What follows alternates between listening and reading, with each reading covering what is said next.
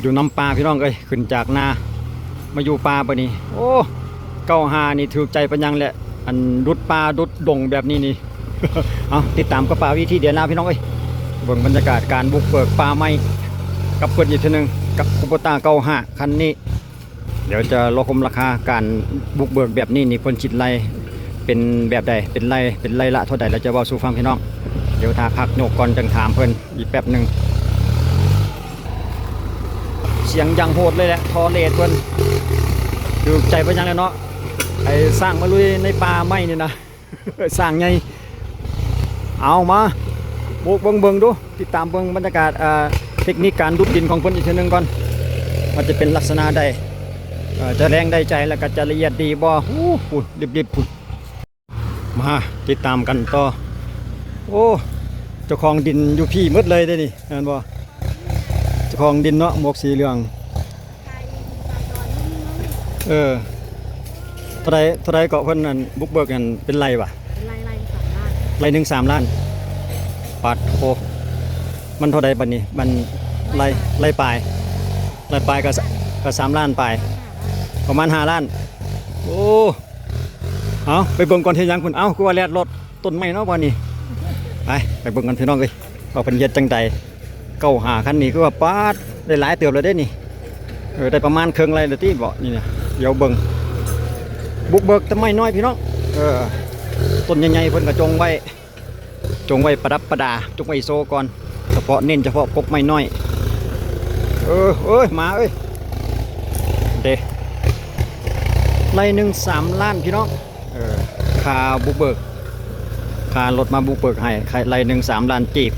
3 ล้านกีบกับประมาณ 4,000 กว่าบาทได้พี่น้องประมาณ 4,400 หรือ 4,500 ประมาณนั่นแหละตอนหนึ่งไรตามว่าเป็นเงินไทยเนาะเสียงคือว่าโหดเถอะวะเป็นจังไดสงสัยเสียวต้นไม้ต้นนี้ไปทางอื่นบ่หรือจังไดนี่ไอ้ยาไปรู้ไปนั่นเอาจังไดมาดันเงามันพี่บ่ครูบาบ่นอมไปมักขนาดแล้วก็เหมาะสมกันดีสำหรับเก้าหาคันนี้นี่เจ้าของส่วนเจ้าของดินเพิ่นมารอแนะนำฮอดหันฮอดนี่เด้อประมาณนั้นแหละเพราะว่าดินอาจจะบ่มีเขตแดนต้องให้เจ้าของเพิ่นซี่บอกเอาหมุนไปจังไดบาทนี่เอาอุปกรณ์ลีลาการหมุนของเพิ่นพี่น้อง หมุนป้าขึ้นจากให้จากน้ำมาหมุนป้าเฮาพี่น้องฟรีทั้งหน้าฟรีทั้งหลังเลยบ่ยอมออกเอาเฮ็ดจังไดบาดนี้เอาบ่มาดันเงามันพี่ไปเป็นจังไดเป็นจังไดหักเครื่องบ่ได้ใจทะละ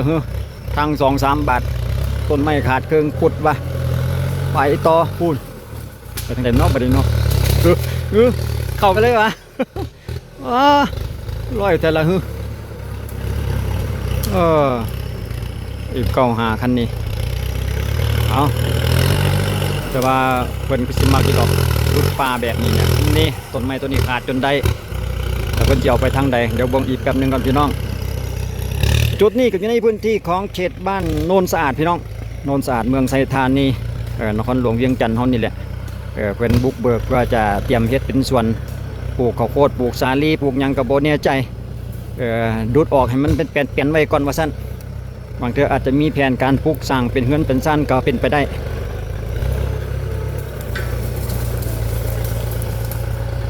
เอาคนที่วิธีซอยลักษณะใดต้นไม้ใหญ่คือว่าลงมาพิษระบาดเอากำลังหาวิธีตัวนั้นเป็นเฉดแดนแล้วเนาะเฉดแดนหัวฝั่งนั้นฮันยังเหลืออีกหลายอยู่ได้นี่ได้มาประมาณเกือบฮอดไร่ละบ่นี่ประมาณเกือบไร่หนึ่งแล้วได้นี่ได้ตามเฮาเบิ่งนี่เอามาทางไหนสิมาซอยคนกันบ่เบิ่งก่อนมันจะว่าจังใดกันอีก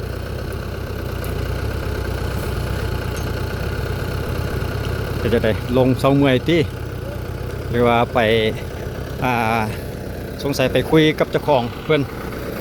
เจ้าของดินเบิ่งข้างหน้าเพิ่นล่ะพี่น้องอันนี้เฮ็ดมาไว้ตำกกไม้โดยเฉพาะบ่จักนี่เนาะ โซนหน้านี่นะกันโซนเพิ่นนี่นะเก่าแท้เก่าว่า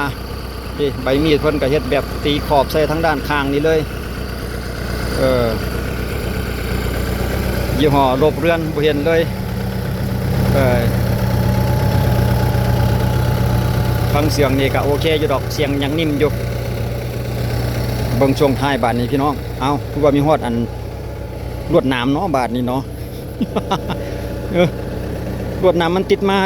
หรือว่าเพิ่นมัดโอ้สงสัยมันติดมาเด้นี่ถอยไปเข้าหัวบ่จักนี่นะแล้วเพิ่นเขียนไว้เลยบ่มีลวดมัดมีอันโอ้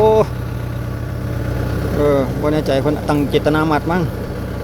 โอ้ไทยก็เก่าขนาดไทยเพิ่นก็ได้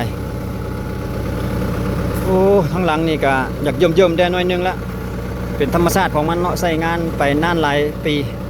ก็เฮ็ดให้มีปัญหากับน้ำมันซินต่างๆหลังคาใหม่สวยรู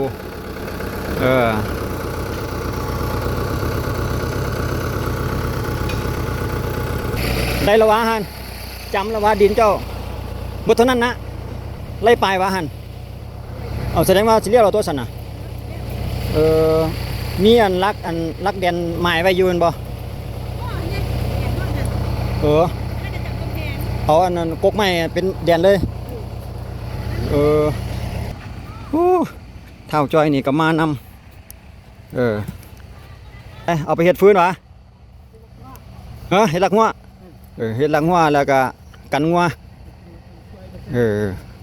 เอาอันนี้พ่อลุงเพิ่นมาเก็บไม้เก็บไหลไปนำนี่ว่าจำแค่นี้ว่าดินเพิ่นบ่ได้วะ แกล้งหัวปืนๆมาสั่นเลยบอกว่ามาเอาแม่ต่อไม้นี่ลงให้แน่วะ โอ้มันมีพ้นนี่นะสอยพ้นออกมันก็ออกได้ตัวนี้นะมันสิไปยากยังซ้ำนี่มันมีแต่พ้นซื้อๆนี่นะบ่เอาไถใบดุดซอยพ้นออกเท่าน้อยแล้วก็ลงมันบ่ได้ยากมันโดกไปแห้งละต่อไม้ตัวนี้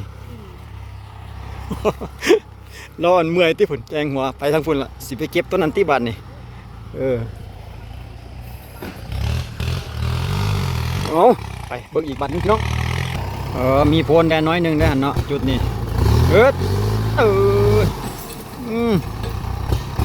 เอาจังใดเอาทั้งหลังก็เจอต่อบาทนี่ใบไทยก็คือว่าเอายกขึ้นได้ต่ำแท้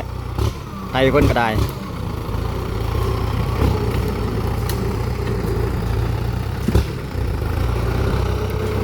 อันนี้แม่นหลักๆแท้เพิ่นนี่แหละแม่นโซเฟอร์รถแมคโครพี่น้องโซเฟอร์รถแมคโครก็ได้รถไทยก็ดีสำหรับเพิ่นนี่อาชีพแต่ว่าเน้นๆเพิ่นก็เกี่ยวกับรถแมคโครพุ่นละวะโพนกับโพนแข็งสมควรได้นี่สังเกตบนตีนจนลอย ฟี่ลอยๆปะกินหลังเพิ่นนะคักเนาะเอาเร่งรัดพัฒนาพี่น้องเอ้ยสปป.ลาวอันนี้ก็บนใดที่เป็นป่าเป็นดงเนี่ยเพิ่นก็เอารถมาดุดมาดันเพื่อปลูกสร้างเป็นซ่านขยับขยายให้ลูกให้หลานยังก็ว่าไปหรือว่าเฮ็ดง้อเฮ็ดสวนปลูกผักปลูกมีซักเขาให้ก็ได้อยู่เด้จุดนี้ถ้าหากว่าอยากเฮ็ดสันตะวาแต่ว่าต้นไม้สำไหนสำนึงเพิ่นจะจงไว้เพิ่นว่าเอาไว้ตะขายอีกว่าซั่นเด้พวกไม้หั่นน่ะเอาไว้ถ้าเลื่อยขายเป็นต้นลักเท่านั้นเท่านี้ยังก็ว่าไปเพิ่นจังบ่ให้รถเอาลงหลาย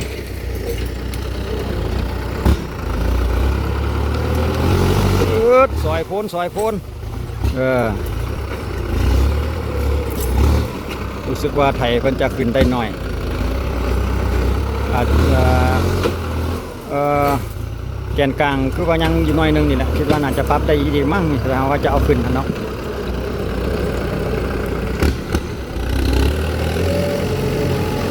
ซอยอ้าว คือว่าตะที่ซอยโพนเพิ่นตั้งลำมาเพิ่นสิซอยทางด้านนี้มั้งอีกแห้งบ่มีปัญหาดอกอันมีแต่พ่นน้อยๆเกียดเห็นมาลอนตอนแตนพ่นก็ได้แต่ว่ามันหักแน่นฟังต้นเสียงรถคือว่ามันอยากแน่น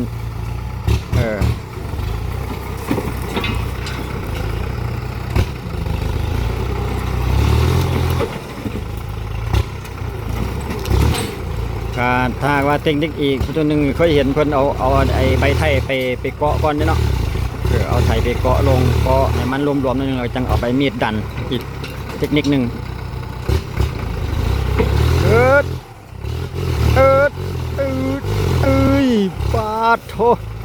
บ่เหลือไปได้เท่าละน้อยซอยไปเท่าละน้อยพี่น้องตามเบิ่งเพิ่นนี่อาจจะว่านั่นไปดอกเกี่ยวก็รถไทยนี่เพราะว่าโซเฟอร์รถแมคโครเด้ โซเฟอร์รถแมคโครเอาดันโอ้เบิ่งอันโตปวกแตกเงาวะทางใส่ต้นไม้เนี่ยเอ้ย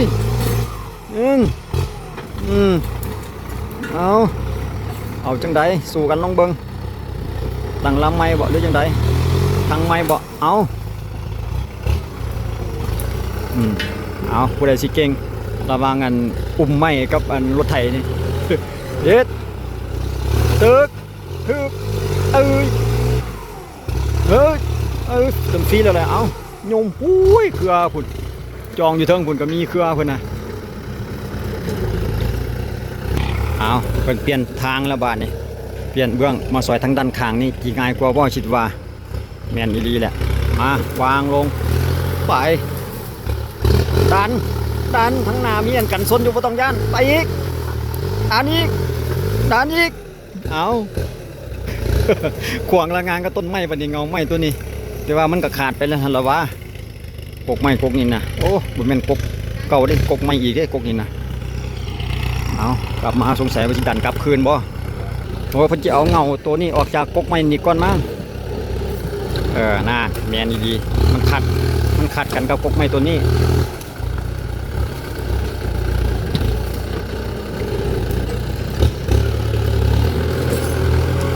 ต้มเข้าไปเอาน้ำไม้ไปพร้อมเอาอยู่กับรถอยู่กับลานี่แหละพี่น้องเอ้ยกับปลาวีอยู่แต่กับรถไถบ่อยู่ในนาก็อยู่น้ำปลาแบบนี้แหละเอาเป็นจังไดแบกมาเมื่ออุ้มไม้พุ่นวะ เลยใจอยู่ด้วยล่ะเอาจังไดอีกวันนี้ตูดก็ไปสอดหรือบ่สอดแน่น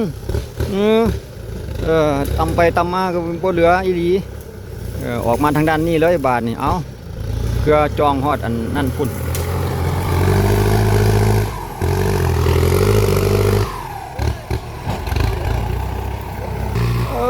ปีนกลับมาคืนบาทนี่เอาจังใดปีนเข้าไปปีนเข้ามาอยู่สิบ่ซอยออกไปทีละหน่อยบ่เป็นไงเนาะบ่สิได้ก็ได้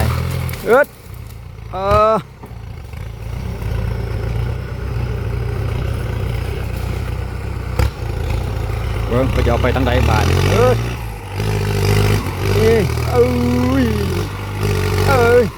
บ้านโอ้ยฟังเสียงท่อเพิ่นนี่เป็ดพุ่นน่ะปาดโถเอาไปทางใดบาทนี่เอาซุ้มนี้ออกไปก่อนบ่หรือจังใดไปต้องหาบ่ตุ้มกันบาทนี่เอาตุ้งไปหั่นซะก่อนเราจะไปซอยตุ้มนั่นออกมาอีก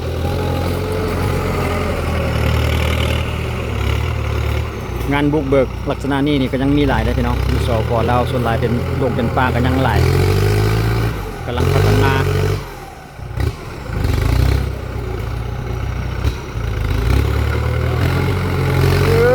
ไปบ้านงาม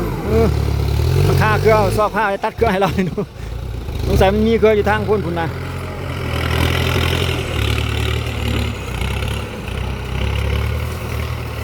สงสัยตั้งลำไปตั้งลำแล้วก็จะเอา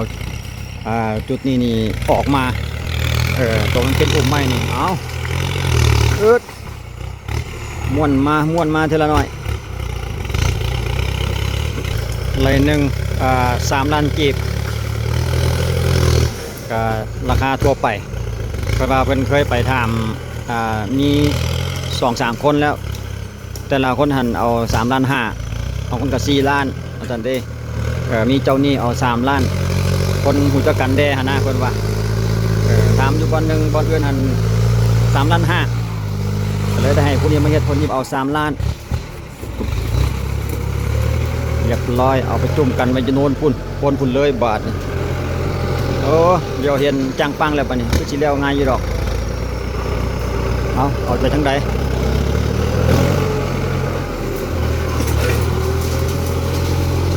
เอาเข้าไปในอุ้มนั่นเพื่อจะเอาไฟจุดมั้งหั่นน่ะจะจุดใส่กระตอหันเลยตามเบิ่งหั่นน่ะ เห็นเพิ่นเอาไปตุ่มใส่กันเหงาไหมตัวมันแห้งตัวมันตายหั่นเนาะสำหรับดินตอนนี้นี่เนาะไล่ปลายประมาณ4-5 ล้านเนี่ยรวมกันว่าซั่นเด้สำหรับการบุกเบิกค่ารถเพื่อนหั่นน่ะเอาตัดออกให้เพื่อนเนี่ยมันเครื่องมันอยากจองกันหลายออกมาก่อนตัวนั้นรถไถเพิ่นสิรุดออกให้ก่อนเดี๋ยวเบิ่งมันค่าจุดใดค่อยจังอันนั้นค่อยจังตัดตามหลังอีกเอ้ยอย่าลงดูบ่ลงโดดใส่มันเลย มันจะอยู่หรือบ่อยู่มันจะเก่งสำใดลองเบิ่งอีกทีนึงมาสอดมา มวนมาทางนี้จนสอดปุดไปเก่งแต่คนกันนี่นะสอดไปหมดบนใดก็ได้ไปปล่อยกลับคืนบนเก่าล่ะเพราะถ้าจิตั้งลำมาอีกมั้งนี่บาทนี่เบิ่งกันพี่น้องเลยมาแท้ๆเอาดันมาหมุนมาแล้วดัดมาเพื่อหมุนโดยเฉพาะทั้งหน้านะ